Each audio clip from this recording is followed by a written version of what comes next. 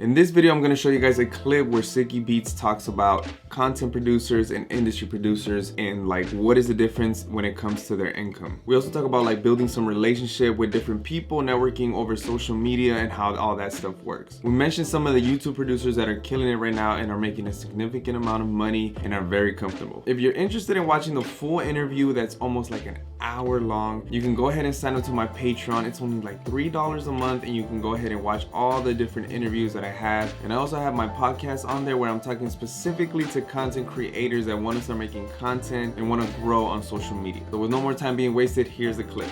Content creators make more money than these industry producers. I've been saying this, and nobody, like, people are like, really? Even my Discord chat's like, really? I'm like, yes, bro. There are producers like, and I'm talking about super producers. Yeah. Super producers, like the Yeah. biggest, like the top 5. They're lucky if they make like 300,000. Bro, there's I know a YouTuber that charged $50,000 for one sponsored video. Oh yeah. One. Oh yeah.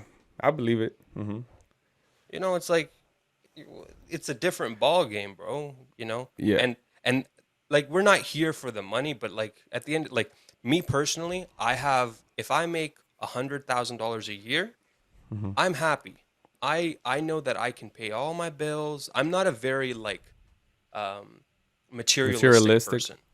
I'm not materialistic at all. I will happily drive a 2004 Corolla for the rest of my life and dump all my money into my stocks, my portfolio, and invest as much as I can because I'm more interested in the long-term gains than to show off to a bunch of nobodies that, hey, I got the latest, greatest, Travis Scott sneakers on or this, that. Like, it doesn't matter to me, bro. That's good. Yeah. Like when I talk, like some of the guys that make YouTube videos, bro, they don't even care. They don't care to mention it. We have such a deeper relationship nowadays. Like it's so crazy to me. Like when I first started making these videos, bro, I felt so alone. Like I had no one to kind of like discuss all this shit. But in the last like this year, talking with like Ed Talenti, Ocean, Kyle, Yeah. Gami, like we kind of been like talking and sharing gems with each other. Like, yo, this is what's working. This is what's not working. Checking up on each other. Yo, what do you think about this thumbnail? So now we have like, it feels like an office almost. You know how you can just go up, hey Yeah. Jim, did you get this email from this guy here? How do I, that kind of shit. Like it feels Yeah. like I have people to talk to now. Like I Yeah. have, and it's like now Simon will just call me up at like 8 o'clock at night and be like, "Yo, what'd you eat for dinner, bro?" Yeah. You know? Yeah. No, it's dope. Honestly, it's super. Like when I talk to people, I never talked to you before, but this is like a start of a a relationship. Even, I knew who you were for the longest time. And obviously, sometimes to get more recognition, you do need to put in the work too. Like I'm not gonna lie and just be like, no, followers don't matter, or putting in like it does matter a little bit up to a certain because how else are you gonna get It recognized? You know what does. I mean? That's just the social media, It's a social proof credibility. that Yeah, the exactly, credibility. You exactly, just need bro. the credibility. Like this guy, he knows what he's doing. He's not just like whatever, just trying to. And it's harder when you're just trying to start off and trying to reach those people. Because I did that to Kyle Beats. I feel so dumb like now. Because in the beginning, when I was starting off like 3 years ago, I was spamming the crap out of his DMs. But now I'm like, why did I even do that? You know what I mean? So it's just things that Bro, happen. don't even think twice about that, bro. Like if you ever like the weird thing is if like we've all done that. I've I used to like hit up this guy like nonstop and he just never replied. And I'm like, yo, why am I like chasing the dude? Like I'm not like I never ask anyone for anything. Like I Hmm. never say, yo, can you do me a favor? Can you do Bro, I'm low key. I'm just interested in like, yo, how you doing, man? Like, Yeah. yo, like I just want to talk to people and kind of pick their brains and kind of Yeah. share information and just see how I can help them and how they can help me, but in a more like just the most valuable thing I can take from them is their Right. time. That's a big ask, if I'm Yeah. honest, though. I just realized, but still, I don't fucking care. I'm gonna ask for Yeah. your And time. it's fun. It's fun You having these know, conversations though. Like, you know, even I interviewed I don't know if you know who this is, but oh my god, how did I forget his name? He's a really good homie of mine. I just forgot his name right now. That's sad. But he's really good homie of never mine, but I forget his I name. know, I know, right? Such a bad homie right now. His name is Nate. Nate the producer.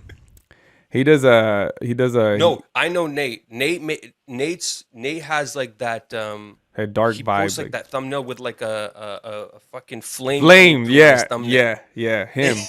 Yeah, So me and him good became branding, Nate. yeah, so he's like doing really good, and me and him became like really good friends because we just talked every day at some point. Like, hey, bro, like yeah, because he's married too, and he has a kid too, and you know I have my wife, I have a son, I have one more on the way, and like it's just like it's a different conversations too we have like with him, as like parents and like husbands, and but we also talk music.